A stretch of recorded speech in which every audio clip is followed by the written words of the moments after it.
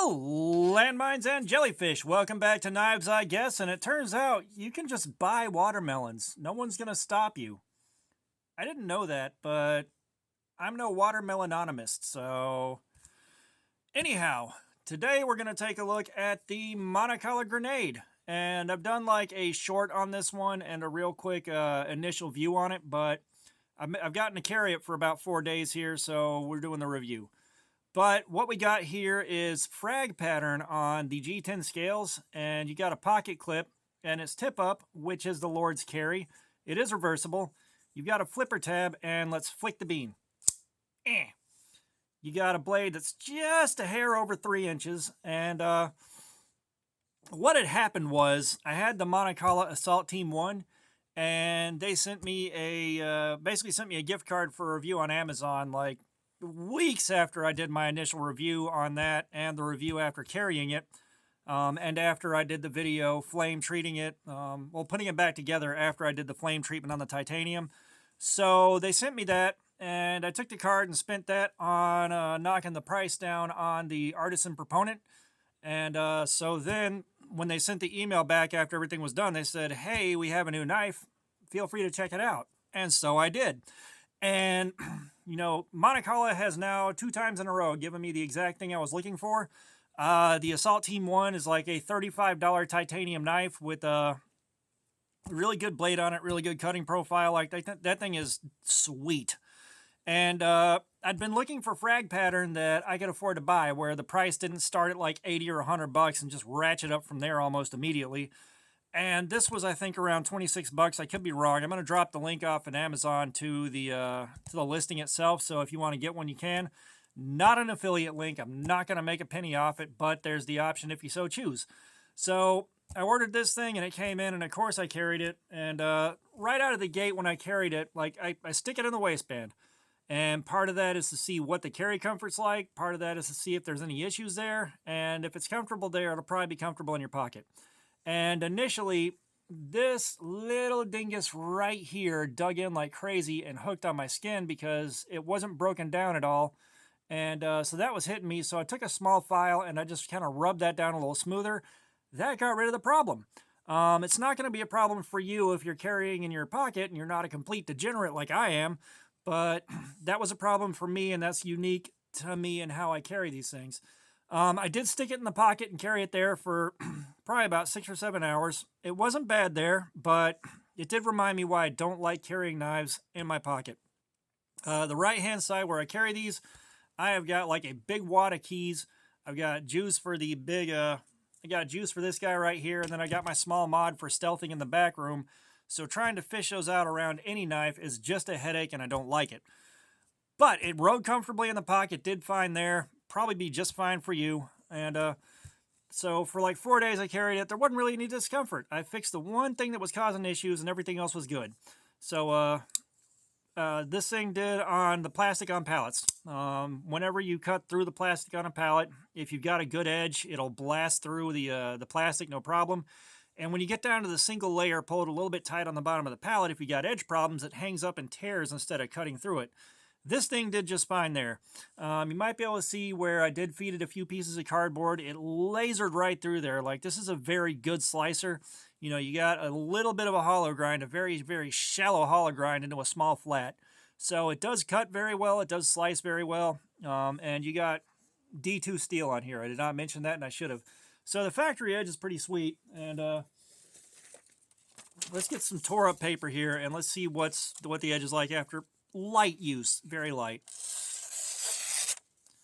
Like, that is sublime.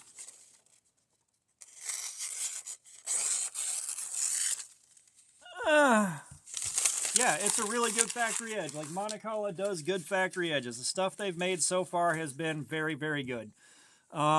I hope they come out with something else that's as much of a banger as this is, and as much of a banger as the Assault Team 1 is. I'm kind of waiting on that, see if they drop something else. Monikala, if you're watching this, partner up with me, man. Send me stuff to review. I'd love it. But, you know, I can definitely say this is a very, very good knife, especially for the budget price it's at. Jesus H. Zombies. And it carried well, it cut well, it did the things well. And the pocket clip here, this is the kind of pocket clip that I like. You know, you got a nice rounded, easy going dingus end right here. You got strong enough retention that it's going to hold in place, but it's not so strong that you can't get it over the hem of your pocket or over the hem of the waistband. It slides in pretty nicely. The texturing on the frag pattern, I don't know how well it shows up. Yeah, it shows up on camera. It's a pretty aggressive texture, so it does kind of grab onto whatever you've got in there. Like it grabs onto my waistband, it pulls on my shirt just a little bit. You know, in the pocket it grabbed on and it held really tight. So that could be a plus or a minus depending on your preferences. I would have liked this to have been smooth on the top, but the texturing, not really a big problem. You're going to have grip for months for this thing in your hand. Wet conditions, slippery conditions, not really going to be a problem for you. So this is one I could definitely recommend if you're looking for something in the budget range, or if you really like frag pattern and don't want to spend crazy money on it. This is definitely the way to go. This is another banger from Monikala. I am very happy with it. This is another one where it's a shame to toss it on the pile and move on to the next one, but I still got backlog to work through. So, yeah, I'm going to say this is good. This is about an 8 out of 10. You know, the mild discomfort, mild nuisance with the texturing on the scales is about the only problem that I have with it, you know, and it's not bad. Like, it's not that big of a deal. It's just kind of one of those things where it's like, I wish they would have done it just a little bit different. So, yeah, I am happy with this thing. Good ratings, good performance. It did all the things that I want. Like, this is kind of the thing that I'm looking for. And this blade profile, oh, this is phenomenal. This nice dropped spear point right here, it is so good. I like it so much. But, you know, outside of that, we did find a knife that I made way longer ago than I made this. And we're definitely going to do something with this a little bit later. I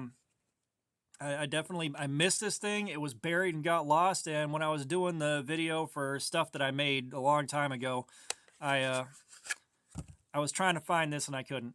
So we'll definitely get onto this thing soon enough. Let me see.